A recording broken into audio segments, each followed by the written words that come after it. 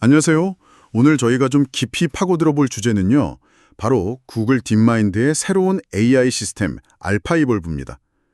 이게 단순히 코드를 사용하는 걸 넘어서 스스로 더 나은 코드를 발명하고 최적화한다고 하더라고요. 그래서 오늘은 기술 백서랑 관련 소식들을 보면서 알파이볼브가 대체 뭔지, 또 어떻게 작동하는지, 그리고 뭐 수십 년 된 수학 문제를 풀었다거나 구글 시스템까지 최적화했다는데 이게 첨단 기술이나 문제 해결에 관심 있는 여러분께 왜 중요한지 같이 좀 알아보겠습니다. 네, 알파 이볼브. 그 이름 자체는 LLM 코드 최적화 에이전트 이렇게 부르는데요. 여기서 핵심은 제미니 프로 같은 대규모 언어 모델 LLM의 능력을 가져오긴 하는데 그냥 코드 작성에 쓰는 게 아니라는 점이에요. 이걸 코드를 진화시키는 데 쓴다는 거죠. 뭐랄까, 알고리즘을 위한 자연 선택 약간 이런 느낌입니다. 자연 선택이요? 아, 비유가 재밌네요. 그럼 구체적으로 어떻게 한다는 거죠? 사람이랑 AI 역할 본다면 어떻게 되나요? 일단 사람이 목표, 그러니까 무엇을 할 건지 정해주고요. 초기 아이디어나 평가 기준 같은 걸 제공하면 시작돼요. 그럼 이제 알파이볼브가 수많은 코드 변형들을 막 생성하고 그걸 자동으로 테스트하는 거죠. 자동으로요? 네, 이 자동 평가가 중요한 게 LLM이 가끔 만들어내는 오류나 뭐 환각 같은 것들 있잖아요. 아, 그렇죠. 잘못된 정보를 만들기도 하죠. 네, 그런 걸 여기서 걸러내는 게 핵심입니다. 그리고 나면 가장 성능이 좋았던 코드를 다시 넣어서 그걸 기반으로 더 나은 버전을 만들게 하는 거죠. 그러니까 실제 성능 지표를 가지고 계속 반복적으로 개선해 나가는 거죠. 알파이볼브가 어떻게 목표를 달성할지 스스로 찾아가는 방식이라고 보시면 됩니다. 와, 그럼 그냥 함수 하나 고치는 수준이 아니라 아예 코드 전체 덩어리, 시스템의 여러 부분을 한꺼번에 바꿀 수도 있다는 말씀이신가요? 맞습니다. 그게 기존 접근법들이 보통 작은 코드 조각에 집중했던 거랑 다른 점이죠. 알파에볼브는 여러 파일에 걸쳐 있는 꽤 큰 코드 덩어리도 수정할 수 있어요. 뭐랄까 특별한 디프 형식을 써서 변경 사항만 딱 제한하기도 하고 어떨 땐 아예 섹션 전체를 다시 짜기도 하고요. 이런 복잡성을 다룰 수 있다는 게 알파에볼브의 굉장한 강점 중 하나입니다. 여기가 진짜 좀 놀라운 부분 같은데요. 자료에 보니까 행렬 곱셈 알고리즘을 개선했다고요. 아니, 행렬 곱셈이면 거의 수십 년간 최적화된 분야잖아요.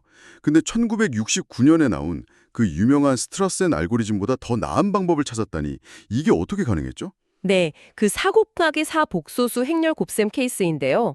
스트러센 알고리즘이 곱셈 49번으로 계산하는데 알파에볼브는 48번 만에 계산하는 방법을 찾아냈습니다. 딱 한 번 차이네요. 그렇죠. 숫자로는 작아 보이지만 이 행렬 곱셈이라는 게 그래픽 처리나 뭐 과학 시뮬레이션, AI 학습 같은 정말 수많은 컴퓨팅 작업의 기본이거든요. 그래서 조금이라도 더 효율적인 범용 방법을 찾는 게 엄청 중요합니다. 그리고 알파에볼브가 다룬 14가지 다른 크기의 행렬 문제에서도 기존 최고 기록을 넘어서거나 동률을 기록했어요. 여기서 진짜 흥미로운 건 이 행렬 곱셈 문제 풀려고 특별히 설계됐던 알파 텐서라는 AI가 있었거든요. 아, 네, 들어본 것 같아요. 근데 이 범용적인 알파에볼브가 그 전문 AI보다도 더 좋은 결과를 낸 사례가 있다는 겁니다. 그러니까 특정 문제에 대한 깊은 지식보다는 일반적인 문제 해결 능력과 그 진화적인 탐색 방식의 힘을 보여준 거죠. 코드를 진화시키는 게 어떻게 그런 추상적인 수학 문제 풀이로 이어질 수 있는 건가요? 네, 그게 또 중요한 포인트인데요. 알파이볼브가 종종 어떤 수학적인 답 자체를 바로 찾는 게 아니라요. 그 답을 찾는 더 나은 방법, 그러니까 더 효율적인 탐색 알고리즘이나 휴리스틱 자체를 진화시키는 경우가 많습니다. 휴리스틱이요? 그 어림짐작 같은 거 말씀하시는 거죠? 맞아요. 완벽하진 않아도 빠르고 실용적인 답을 찾는 방법 같은 건데 알파이볼브는 그 어림짐작 자체를 더 똑똑하게 만드는 방법을 찾아내는 거죠. 일종의 메타 최적화랄까요? 그래서 실제로 50개가 넘는 다양한 수학 문제에서 75% 정도는 기존 최고 해법을 얘가 다시 찾아냈고 놀랍게도 한 20%는 기존 기록을 개선했어요. 그것도 막 엄청 복잡한 시작점이 아니라 아주 단순하거나 무작위적인 지점에서 출발했는데도 그런 성과를 낸 거죠.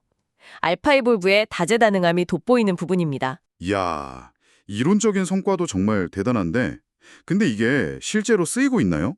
구글 내부에서 진짜 이걸 활용하고 있다고요? 그럼요. 벌써 실제 적용 사례들이 나오고 있습니다.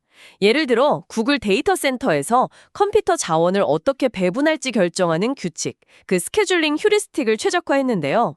이걸로 전 세계 구글 컴퓨팅 자원의 0.7%를 절약했다고 해요. 0.7%요? 구글 규모 생각하면 어마어마한 거 아닌가요? 그렇죠. 비용 절감 효과가 상당한 거죠. 또 다른 예로는 그 제미니 AI 모델 자체를 훈련시킬 때 쓰이는 핵심 계산, 행렬 곱셈 커널이라고 하는데요. 이 커널의 데이터 처리 방식, 이걸 타일링 휴리스틱이라고 부르는데 이것도 최적화해서 커널 속도를 평균 23%나 향상시켰다고 합니다. 결과적으로 전체 제미니 훈련 시간이 1% 단축됐고요. 훈련 시간 1쿠한 할축도 엄청 큰 거겠네요. 오래 걸리니까. 맞습니다. 대규모 모델 훈련에는 정말 막대한 시간과 비용이 들어가기 때문에 1%도 무시 못할 수준이죠. 심지어 구글의 AI 전용 칩, TPU의 저수준 회로 최적화에도 기여를 했다고 하고요. 여기서 중요한 점은 이렇게 AI가 찾아낸 해결책이 그냥 답만 툭 던져주는 블랙박스가 아니라 해석 가능한 코드 형태로 나온다는 거예요. 그래서 사람이 이해하고 검증해서 미션 크리티컬한 시스템에 적용하기가 훨씬 수월하다는 장점이 있습니다. 듣고 보니 정말 대단하네요. 그럼 이 모든 게 결국 청취자국들께는 우리에게는 어떤 의미일까요? 이게 AI가 그냥 시키는 일만 잘하는 단계를 넘어서 우리가 문제를 푸는 방식이나 사용하는 도구 자체를 좀 창의적으로 개선하는 그런 새로운 시대로 들어서고 있다는 신호로 봐도 될까요? 네, 더 큰 그림에서 보면 충분히 그렇게 해석할 수 있을 것 같습니다. 예전에는 정말 뛰어난 전문가들이 오랜 시간과 노력을 들이거나 아니면 아주 특수한 도구가 있어야만 가능했던 그런 과학적 발견이나 공학적 최적화를 이제 AI가 가속할 수 있다는 가능성을 보여주는 거죠. 뭐랄까, 혁신 과정 자체의 일부를 자동화한다고 할까요? 혁신 과정의 자동화. 물론 아직 한계는 분명히 있습니다. 지금으로서는 성등을 자동화로 측정하고 평가할 수 있는 문제, 주로 수학이나 컴퓨터 과학, 시스템 최적화 같은 분야에 좀 더 집중되어 있긴 해요. 하지만 인간이 문제를 정의하고 AI가 그 해결책을 탐색하는 이런 협업 방식의 잠재력은 앞으로 정말 무궁무진하다고 생각합니다. 네, 오늘 알파이볼브에 대해 깊이 알아봤는데요. LLM과 진화 알고리즘을 합쳐서 알고리즘 자체를 발견하고 최적화하고 이게 이론뿐 아니라 실제 시스템에서도 인상적인 결과를 내고 있다는 걸 확인했습니다. 마지막으로 청취자 여러분께 이런 질문을 한번 던져보고 싶네요. 알파이볼브가 자기 자신, 즉 제미니 AI를 훈련시키는 데 사용되는 시스템 일부를 최적화했다고 했잖아요. 이렇게 AI 시스템이 자신의 기반이 되는 인프라까지 계산하기 시작한다면 과연 어떤 종류의 가속화된 피드백 루프가 만들어질 수 있을까요?